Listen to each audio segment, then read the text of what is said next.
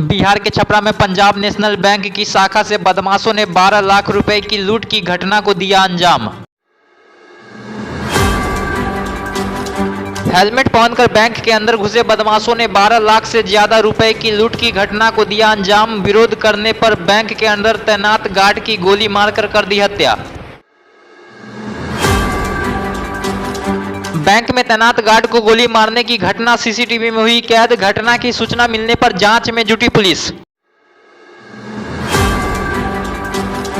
घटना छपरा के सोनपुर के बरबट्टा स्थित पंजाब नेशनल बैंक का है। बैंक लूटने के बाद फायरिंग करते हुए सभी बदमाश हुए फरार। बिहार में फिर बढ़ रहा है कोरोना का प्रकोप। बीते 24 घंटे में कोरोना के 57 नए मामले आए सामने। पटना में कोरोना के 34 नए मामले आए सामने। भागलपुर में 9, खगड़िया में 5, मुंगेर में 4, दरभंगा में 2, पूर्वी चंपारण, नालंदा और पूर्णिया से एक मामले आए सामने। इसके साथ ही बिहार में कोरोना के कुल सक्रिय मरीजों की संख्या हुई 236। एक डॉक्टर समेत 2 मरीज पाए गए संक्रमित।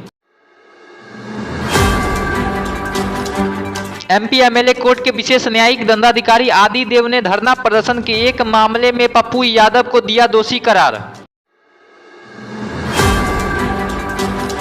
पप्पू यादव को भारतीय दंड संहिता की 3 धाराओं में दोषी करार देते हुए 1 वर्ष के कैद के साथ 5,000 रुपए की जुर्माना की सजा सुनाई।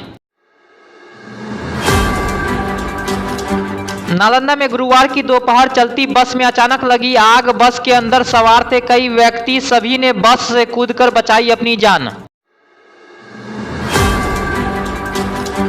घटना निर्माणाधीन बख्तियारपुर रजौली 4 लेन के चोरसुआ गांव स्थित पुल के पास की है। आग लगी की घटना गोप ट्रांसपोर्ट नामक बस में हुई। सूचना मिलने के बाद स्थानीय पुलिस मौके पर दमकल के साथ पहुंची। जब तक आग पर काबू पाया जाता तब तक बस पूरी तरह से जल चुका था।